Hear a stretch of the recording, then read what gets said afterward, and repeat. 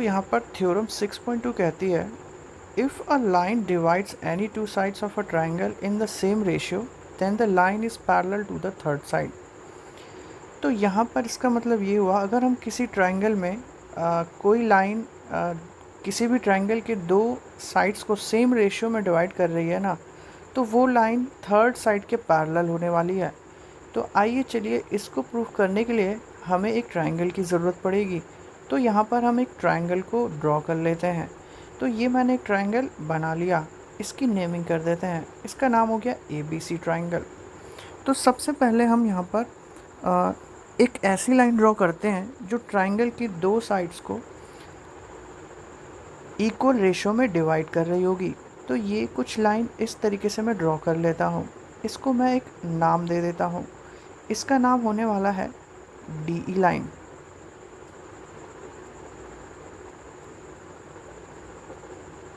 अब यहाँ पर सबसे पहले हम गिवन कंडीशन को लिख लेते हैं। गिवन कंडीशन हमारे पास इस थ्योरम के लिए है कि AD upon DB is equal to AE upon EC है, और हमें जो चीज़ प्रूव करनी है वो ये करनी है कि DE लाइन BC लाइन के पैरेलल है। तो टू प्रूव में हम लिख लेते हैं DE पैरेलल BC। अब इस थ्योरम को प्रूव करने के लिए हमें कंस्ट्रक्शन की भी ज़रूरत पड़ने वाली है।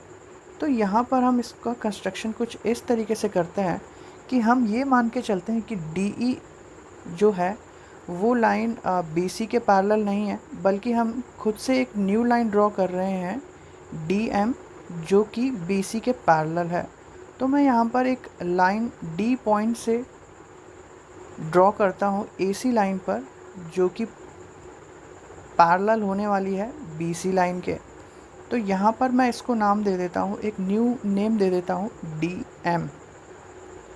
कुछ इस तरीके से पहले तो इसे सॉलिड कर देता हूँ, ये लाइन डॉटेड आ रही है तो पहले से हम ठीक कर लेते हैं। ये मैंने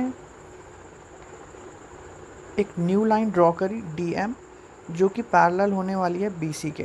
तो इसमें हम कुछ कंस्ट्रक्शन कर लेते हैं। कंस्ट्रक्शन में हम जो भी हमने इस ट्राइंगल में किया उसको लिख लेते हैं। तो कंस्ट्रक्शन में हमने करा है कि जो we draw a new line DM in triangle ABC which is parallel to BC। तो यहाँ पर हमने एक नई लाइन ड्रॉ कर ली है और हम उसको पैरेलल लेके चल रहे हैं। लेकिन अगर हम सॉल्व करते करते हमारी स्टेटमेंट रॉन्ग हो गई तो फिर DE लाइन पैरेलल हो जाने वाली है BC लाइन के। तो चलिए इस थ्योरम को प्रूव करते हैं। तो ये कंस्ट्रक्शन से हमने कर लिया DM पैरेलल BC। अब हम इसका सोल्यूशन देखते हैं। तो सोल्यूशन के लिए हमें सबसे पहले जो गिवन कंडीशन है ना उसको लिख लेते हैं। तो हमें गिवन है AD upon DB is equal to AE upon EC, जो कि गिवन कंडीशन है, और इसको हम इक्वेशन फर्स्ट डाल देते हैं। अब हमारे पास DM पैरेलल BC है, और हम ये पिछली थ्योरम जो कि BPT थ्योरम मैंने आपको कराई थी, उसमें BPT थ्योरम के अकॉर्डिंग हम अगर किसी भी ट्राइंगल में दो पैरेलल लाइन एग्जिस्ट करें, किसी भी एक साइड के पैरेलल कोई लाइन हो, तो उसके रेशियो बराबर होने वाले हैं। तो यहाँ पर DM BC के पैरेलल है, तो AD upon DB is equal to AM upon MC होने वाला है। इसे हम इक्वेशन नंबर 2 डाल देते हैं। ये हमने बाय BPT थ्योरम से लिखा, इसे हम इक्वेशन 2 डाल देते हैं। अब इक्वेशन 1 और इक्वेशन 2 को क्लियरली देख के हम बता सकते हैं कि AD upon DB AE EC के इक्वल है, और AD upon DB AM MC के इक्वल है। तो AE अपॉन EC और AM अपॉन MC भी आपस में इक्वल होंगे। ये हमने 9th क्लास में यूक्लिड ज्योमेट्री में पढ़ा है। तो आइए इस from equation 1 and 2 we can write AE upon EC is equal to A M upon M C. अब यहाँ पर हम इसको आगे थोड़ा सा रिड्यूस करने वाले हैं, तो चलिए हम इसमें +1 करते हैं। +1 हमने यहाँ पर क्यों किया, ये अभी आगे क्लियर हो जाएगा। तो ए ई अपॉन ई सी +1, तो जो भी हम चेंजेस करते हैं ना इक्वेशन में, वो इक्वेशन के दोनों साइड करते हैं ताकि प्रीवियस वाली इक्वेशन पर कोई भी इफ़ेक्ट ना पड़े। यहाँ पर 1 से 1 कैंसिल होकर वापस से वही इक्वेशन आ जाएगी, तो मैं ऐसा कर सकता हूँ। अब हम एलसीएम ले लेते हैं, तो ई सी एलसीएम आएगा और ऊपर आएगा ए ई प्लस ई सी। 1 अपॉन में 1 कर लेते हैं ताकि आपको एलसीएम कैसे लिया है ये इजीली समझ में आए। A M upon M C +1 करेंगे तो हमारा एलसीएम एम सी आने वाला है, तो A M plus M C होने वाला है यहाँ पर। अब ज़रा हम डायग्राम में देखें तो ए ई प्लस ई सी हमारी ये लेंथ पूरी ए सी लेंथ है, तो इसकी जगह मैं ए सी लिख सकता हूँ। तो ए ई प्लस ई सी की जगह मैं ए सी से रिप्लेस कर देता हूँ।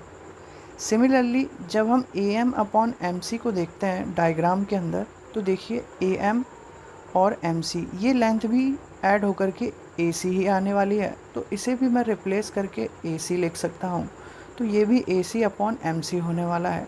यहाँ पर ए सी से ए सी कैंसिल आउट हो जाएंगे, इसीलिए हमने +1 किया था। तो अब देखिए हमारी इक्वेशन थोड़ी सी रिड्यूस हो गई ऐसा करने की वजह से। तो अब क्रॉस मल्टीप्लाई करके M C is equal to E C आने वाला है। अब ये हमारा फाइनल कंडीशन पर हम पहुंच चुके हैं। ज़रा इस कंडीशन को हम डायग्राम में चेक करते हैं। तो यहाँ पर M C equal to E सी है। अब इसे ज़रा डायग्राम में देखते हैं। हमारे पास जो ई सी लेंथ है वो छोटी है as compare to M C length, लेकिन हमारी इक्वेशन में ये दोनों ही लेंथ बराबर आ रखी हैं, जो कि गलत है। ऐसा होना एक ही कंडीशन में पॉसिबल है। वो कंडीशन कौन सी होगी, ये दोनों ही इक्वल हैं यहाँ पर, और जबकि ये दोनों डज़ नॉट इक्वल टू होने चाहिए। ठीक है, लेकिन हमारा सॉल्व करते करते ये इक्वल आ गए। इक्वल आने की वजह से हम यहाँ पर इसको लिख सकते हैं कि M C equal to E C is not possible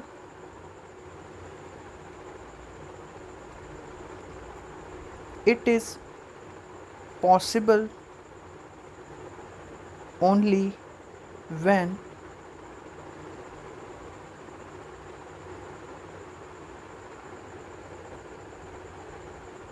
it is possible only when m point is coincide with